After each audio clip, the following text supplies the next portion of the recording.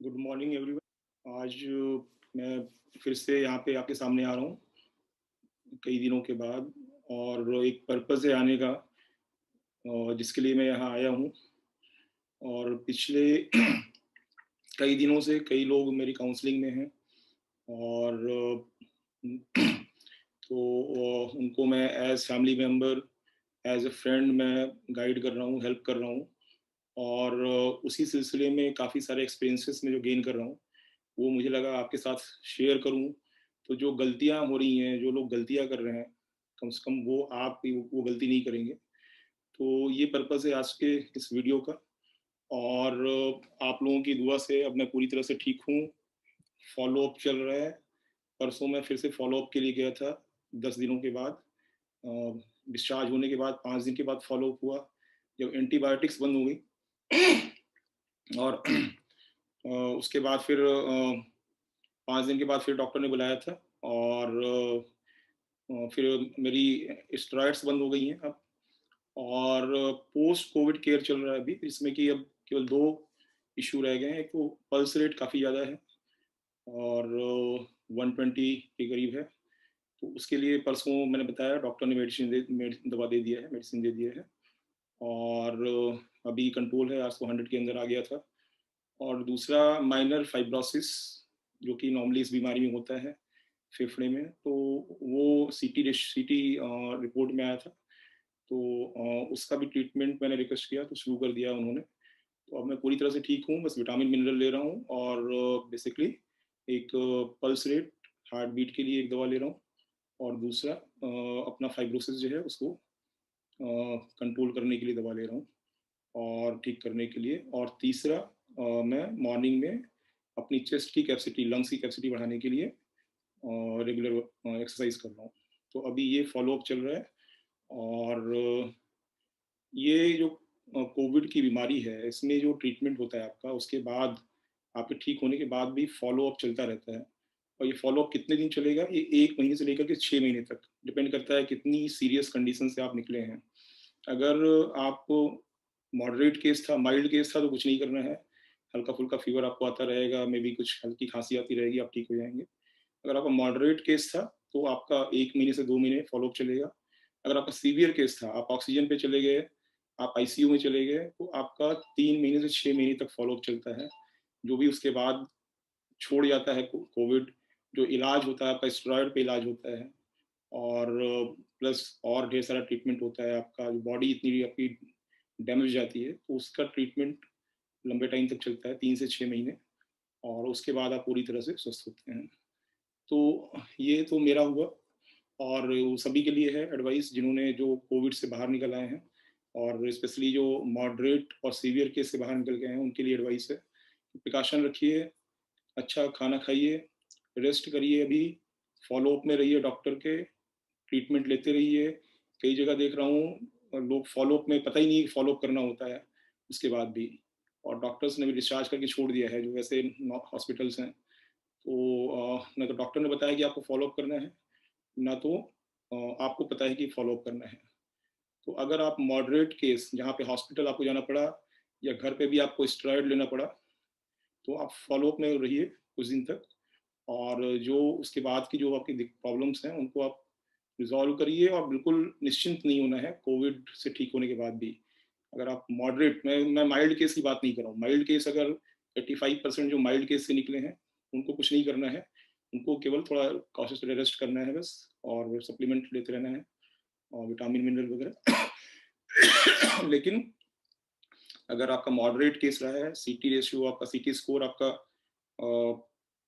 10 या उससे ऊपर रहा है, तो आपको फॉलो-अप में रहना है 1 महीने से लेकर के 6 महीने तक। डिपेंड करता है कितना आपका सीटी स्कोर गया था। अगर आपका सीटी स्कोर 20 गया था, 22 गया था, आप आईसीयू तक पहुँचे, ऑक्सीजन तक पहुँचे, तो 3 से 6 महीने आपका फॉलो-अप चलेगा। इसको ध्यान रखिएगा, अदरवाइज़ इस बीच में भी कॉम्प्लिकेशन आ सकता है, और आपकी प्रॉब्लम बढ़ सकती है।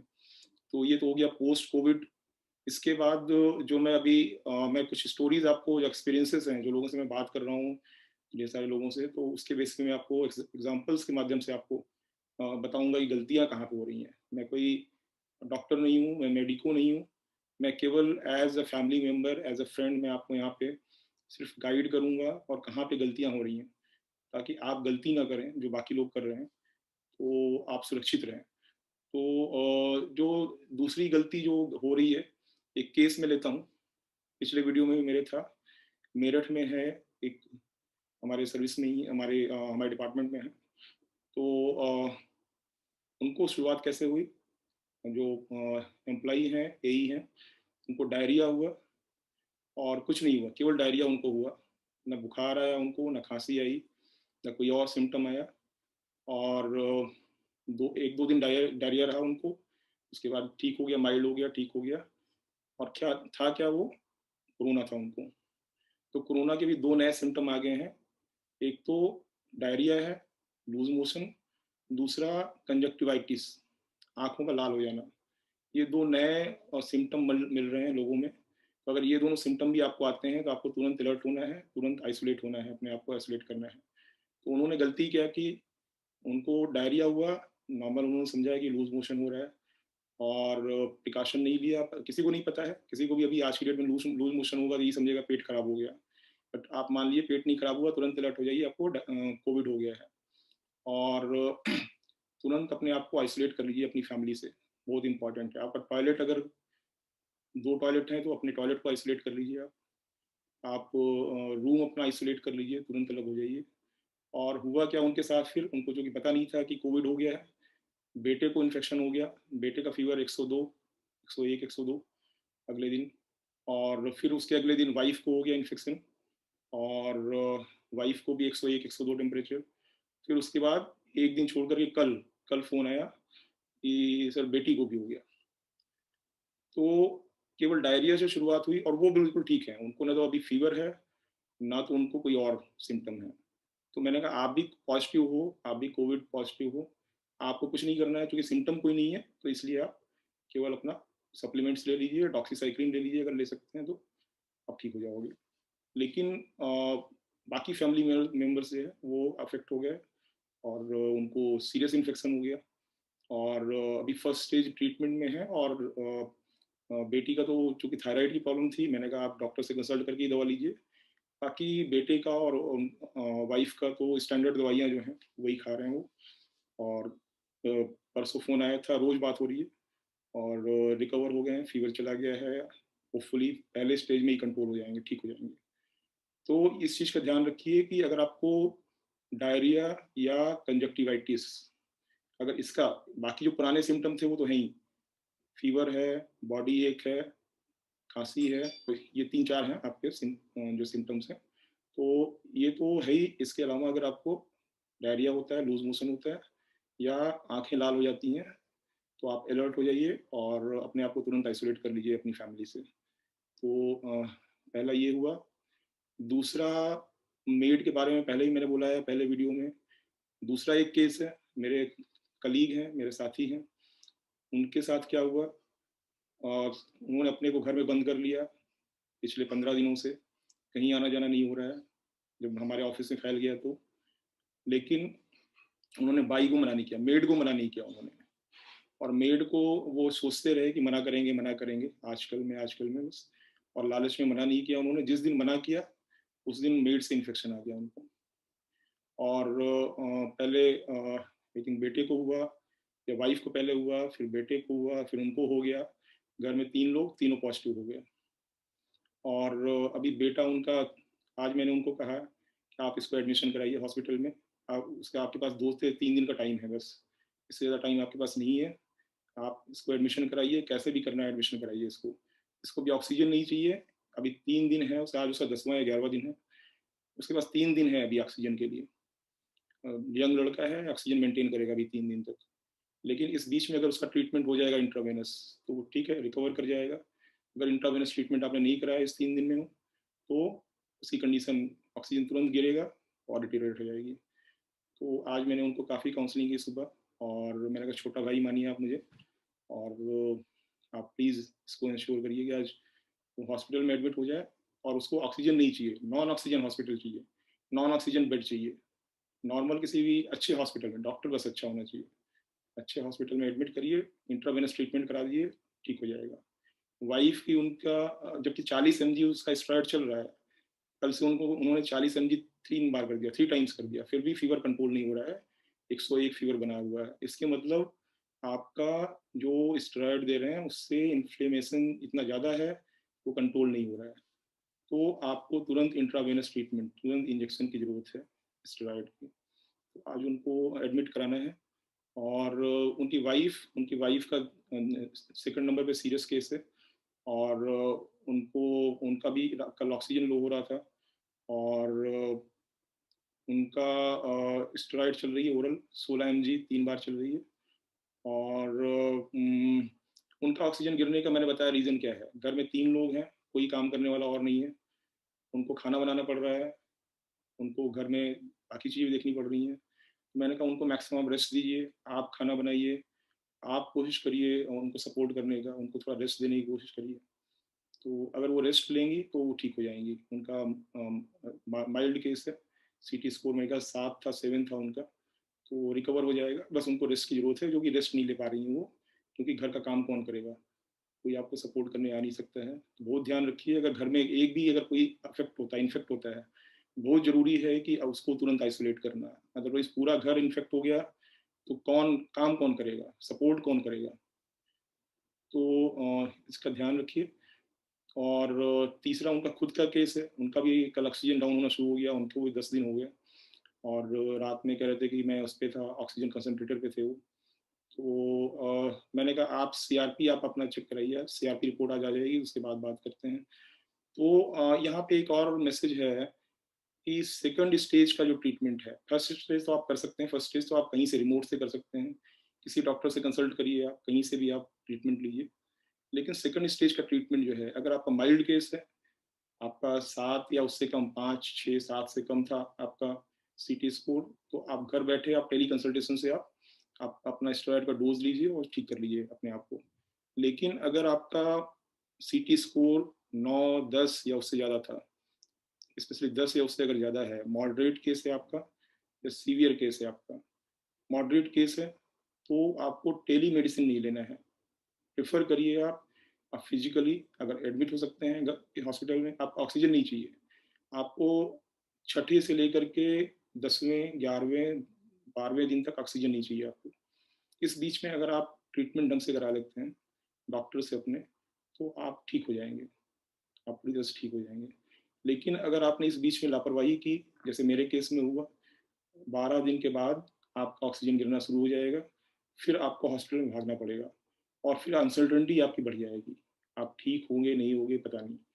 तो छठे दिन के बाद जो सेकंड स्टेज ट्रीटमेंट है, अगर माइल्ड केस नहीं है, अगर मॉडरेट केस है, तो आपका सीटी स्कोर अगर 9 10 से ज़्यादा है, तो आपको अपने डॉक्टर के कंसल्टेशन में ट्रीटमेंट कराना है, जो कि फिजिकली उसको देख रहा हो मरीज को।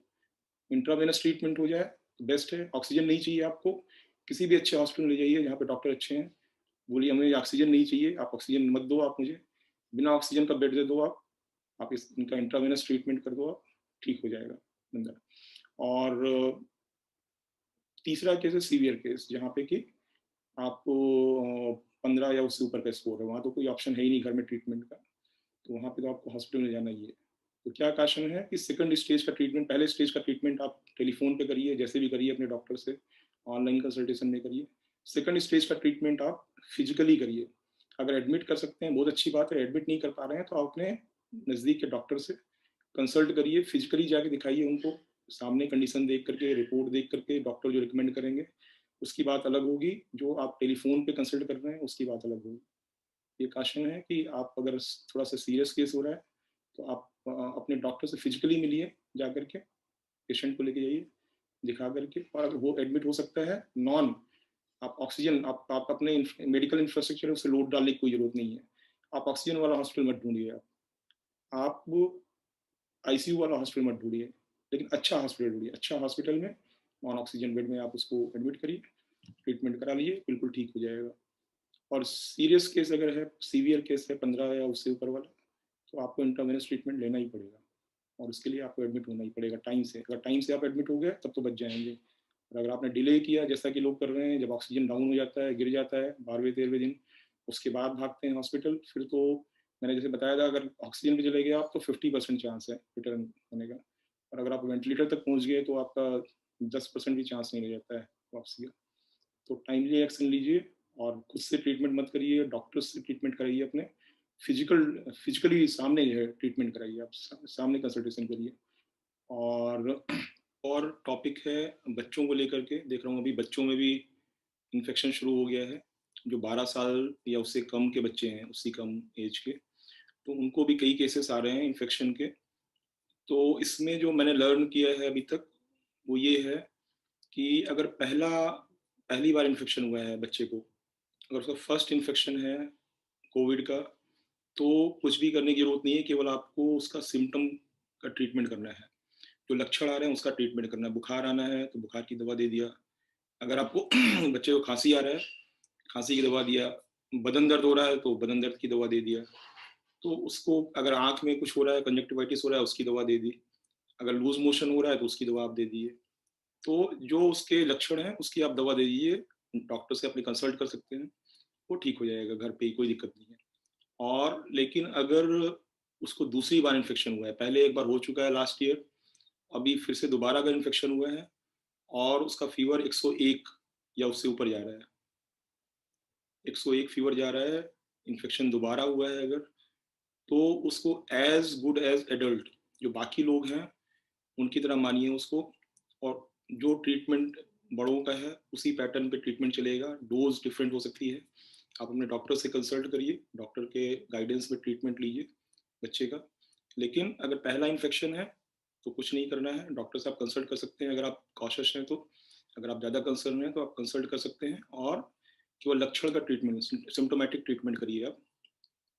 और अगर दूसरा इन्फेक्शन है उसका और फीवर हाई आ रहा है तो आप उसको सीरियसली लेंगे, सीरियस केस मानते हुए आप उसको फुल फेस ट्रीटमेंट, पूरा ट्रीटमेंट करेंगे कोविड का जैसे होता है।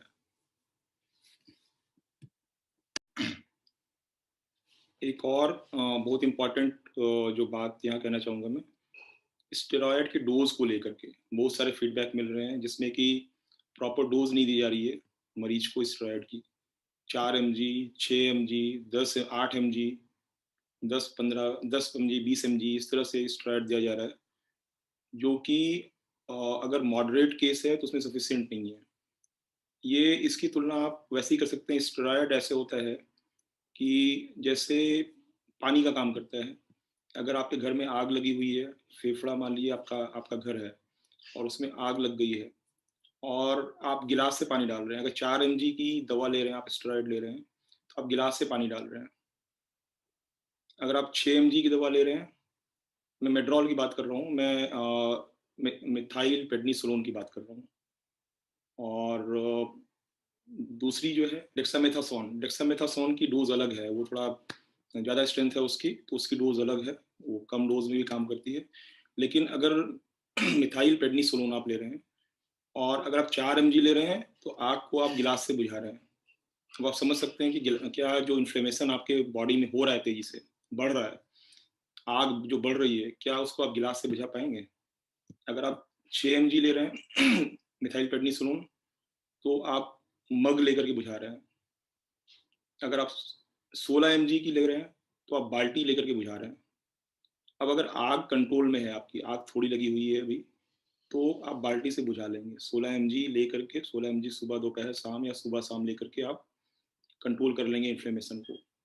लेकिन अगर इन्फ्लेमेशन बहुत ज़्यादा है आपका, मॉडरेट में भी 10 से ऊपर का सीटी आपका था, सीवियर केस है, तो बहुत बड़ी आग लग चुकी है इसके मतलब आपके घर में, और आप बाल्टी से भी बुझा नहीं सकते।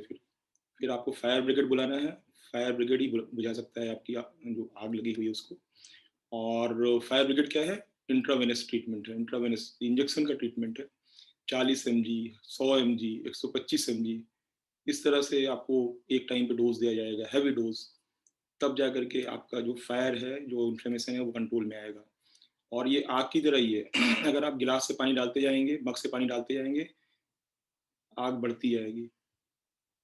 जब तक आप जो आग का जो इंटेंसिटी है उससे ज़्यादा पानी आप नहीं डालेंगे, तब तक वो आग आग कंट्रोल में नहीं आएगी। तो इन्फ्लेमेशन भी वैसे ही है, जितना इन्फ्लेमेशन है, अगर हैवी इन्फ्लेमेशन है तो हैवी पानी डालना पड़ेगा, हैवी डोज लेना पड़ेगा।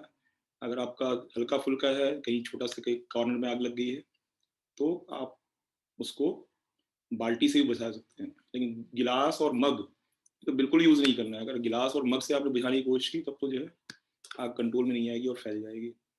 तो ये भी एक पर्सनल एग्जांपल है। मेरे कलीग हैं, उनके ब्रदर इन लॉ ने उनका ट्रीटमेंट किया, और वो मग यूज़ करते रह गए, और वो ऑक्सीजन पे और आईसीयू में पहुंच गए वो।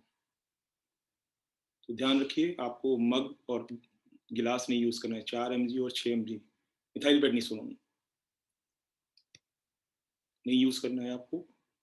आपको मिनिमम बाल्टी यूज़ करनी है, 16 mg मिथाइल पेडनिसोलोन। और वो 5 टाइम्स होती है, जो डेक्सामेथासोन है वो 5 टाइम्स इफेक्टिव होती है, 5 टाइम्स स्ट्रांग होती है। तो वो इक्विवेलेंटली आपका 1/5 हो जाएगी वो। तो मिथाइल पेडनिसोलोन यहाँ सबसे ज़्यादा यूज़ हो रही है इंडिया में, वही पॉपुलर है और वही सबसे ज़्यादा मिल रही है मार्केट में। नॉर्मली आप उसी को लेंगे। तो आपको बाल्टी यूज़ करना है मिनिमम। गिलास और मग अगर आपके डॉक्टर ने रिकमेंड किया है, तो आप ये जान लीजिए कि अगर कहीं सुलग रही है थोड़ी थोड़ी आग, तब तो आप बुझा लोगे। और अगर आग लगी हुई है, इन्फ्लेमेशन ज़्यादा है आपका, तो बाल्टी से नहीं, गिलास और मग से नहीं बुझने वाला है। 4 mg और 6 mg से 8 mg से नहीं बुझने वाला है। मिनिमम 16 mg बाल्टी चाहिए आपको। और आग अगर तेज लगी हुई है, बढ़ती जा रही है, तो आपको तुरंत चाहिए फायर ब्रिगेड, मतलब इंट्रावेनस ट्रीटमेंट 40 mg मिनिमम। तो इसका ध्यान रखिए आप। फिर उसके बाद मैं बात करूंगा वैक्सीनेशन का। कुछ और मेरे पास जो एग्जांपल्स आ रहे हैं। अगर फर्स्ट वैक्सीनेशन अभी तक नहीं कराया है आपने, तो मैं स्पेशली बुजुर्गों के लिए कह रहा हूँ, 60+ अगर हैं। कई केसेस हो गए जो मैं सुन रहा हूँ, जो मेरे कंसल्टेशन में आ रहे हैं, जो कनेक्ट कर रहे हैं मुझे। अगर 60+ हैं, बुजुर्ग हैं, उनको शांति से घर में अभी कुछ दिन पड़े रहने दीजिए। आप 15 दिन, 1 महीने, जब तक ये वेव निकल नहीं जाती है, तब तक उनको शांति से घर में पड़े रहने दीजिए। घर में है, सुरक्षित हैं। अगर आप वैक्सीनेशन के लिए लेके जाएंगे, तो रिस्क क्रिएट करेंगे आप। और आप जो है, एक तो हॉस्पिटल में जा रहे हैं जहाँ पे इन्फेक्शन है, दूसरा इम्यूनिटी डाउन होती है वैक्सीनेशन के बाद कुछ दिन के लिए, तो आप रिस्क क्रिएट कर रहे हैं। बेटर है उनको घर में सुरक्षित रखें। 15 दिन के बाद, 1 महीने के बाद, जैसे ही वेव निकल जाती है ये, उसके बाद आप वैक्सीनेशन कराइए। तो 60 से कम है, 18 से 60 के लोग हैं, वो वैक्सीनेशन आप जाइए कराइए, फर्स्ट वैक्सीनेशन। लेकिन उसमें ध्यान रखिए कि आपको सावधानी रखनी है। डबल मास्क लगा के जाइए। हॉस्पिटल में कम से कम टाइम आप रुकिए। और आप गाड़ी में अपनी बाहर आके बैठिए, जैसे ही नंबर आया आपका, आप जाइए, लगवाइए। और वैक्सीन के बाद वेट करना होता है नॉर्मली आधे घंटे तक। आप बाहर आकर के गाड़ी में अपने वेट करिए, ताकि उसकी कोई एलर्जी वगैरह सिम्टम वगैरह आपको तो नहीं आ रहा है। आधे घंटे कुछ नहीं होता, नॉर्मल है। आप गाड़ी स्टार्ट करिए और घर पे आ जाइए। तो हॉस्पिटल के अंदर कम से कम टाइम आप बिताइए।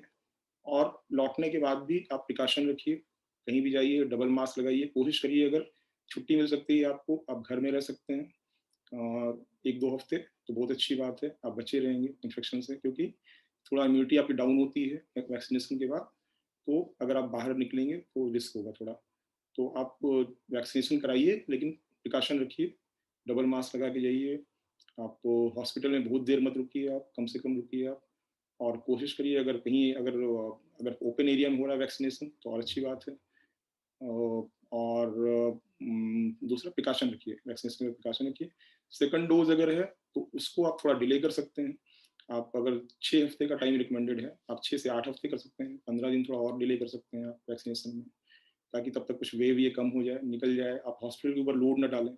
आप मेडिकल आपने करवाया, उसके बाद अगर कुछ प्रॉब्लम हो गई, तो आप भी एक पेशेंट के रूप में आप जुड़ गए। ऑलरेडी इतनी भीड़ है, ऑलरेडी इतना प्रेशर है मेडिकल इंफ्रास्ट्रक्चर पे, आप भी उसमें ऐड हो जाएंगे। तो थोड़ा सा 15 दिन रुक जाए। आपको सेकंड डोज के लिए 6 से 8 हफ्ते होता है। तो अगर 6 हफ्ते या 8 हफ्ते में लगा लेंगे, तो आपका कोई फर्क नहीं पड़ेगा।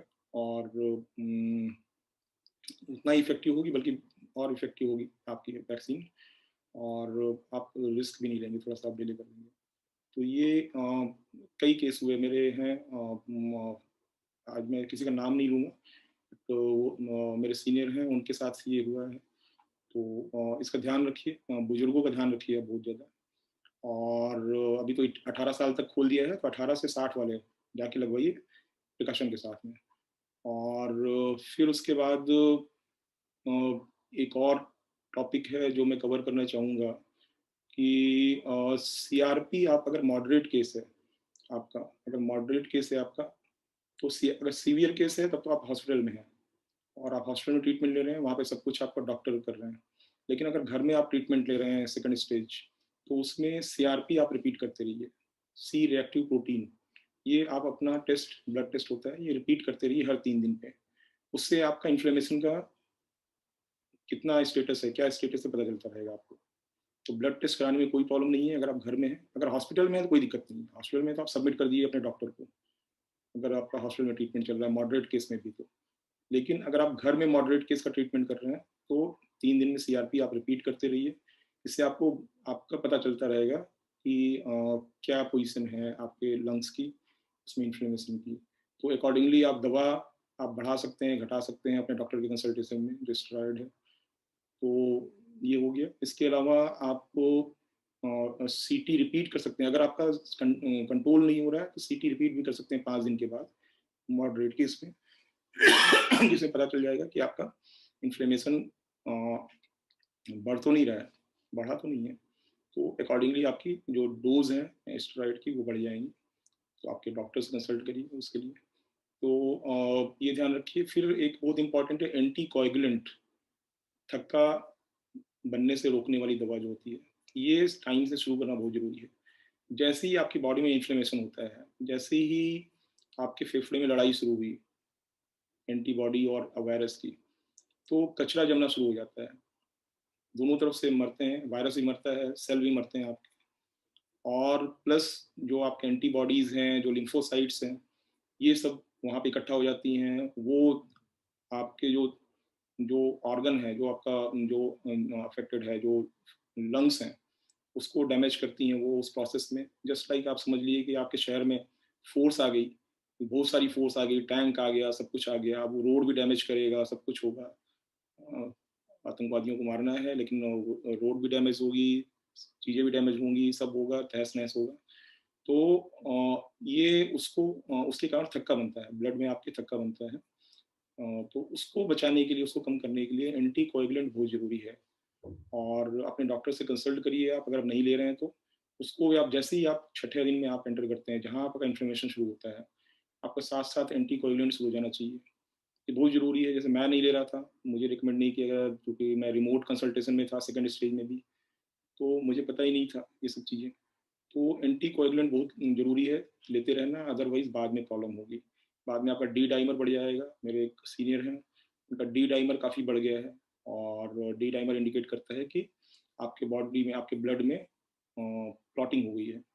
तो अगर क्लॉटिंग होगी तो आपके पहले तो फेफड़े को डैमेज करेगा वो, फिर आपके हार्ट में जाएगा, वहाँ से हार्ट को डैमेज करेगा, आपके लंग, आपके लीवर में जाएगा, आपकी किडनी में जाएगा, क्लॉट निकल निकल करके, और सारे अंगों को डैमेज। इसीलिए इसमें हार्ट अटैक के केस भी होते हैं, और बाकी मल्टीपल ऑर्गन फेलियर भी हो जाता है आगे चल करके अगर आपने कंट्रोल नहीं किया तो।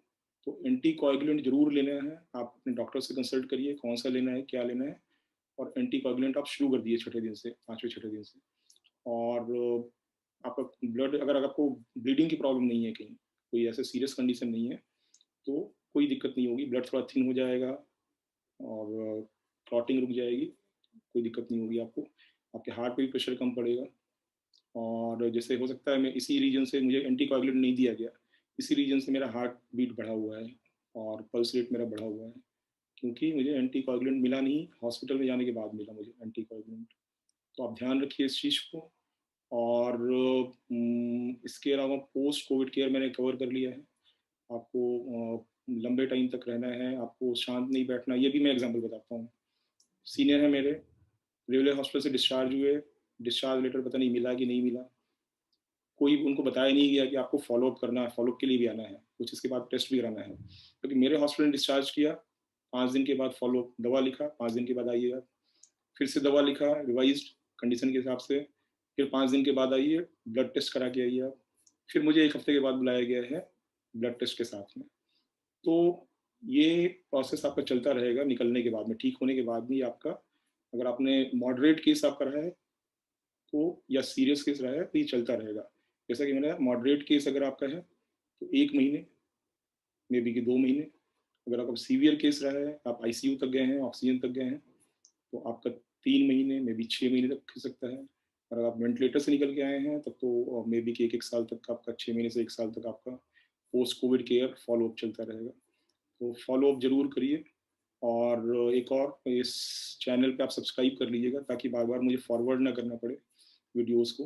तो नीचे सब्सक्राइब का बटन है, उस पे आप लाल रंग का, उस पे आप टच करिएगा। तो आपको जो भी वीडियोज़ मैं अपलोड करूँगा अपने आप आपको मिल जाएगा। तो मैं आपको प्रिकॉशन देने के लिए और आपको कहाँ पे गलतियाँ हो रही हैं, क्या गलती नहीं करना है। कल मैंने भेजा था सभी को व्हाट्सएप पे और फेसबुक पे भी कि हम गलती कहाँ कर रहे हैं, गलती कहाँ हो रही है। मेरे ख्याल से आप सब लोगों को मिल चुका होगा। मेरा टारगेट था कि कल 130 करोड़ हिंदुस्तान की पॉपुलेशन को पहुंच जाए वो। तो कोशिश की मैंने और कई जगह से घूम घूम के मेरे पास भी आ रहा है वो।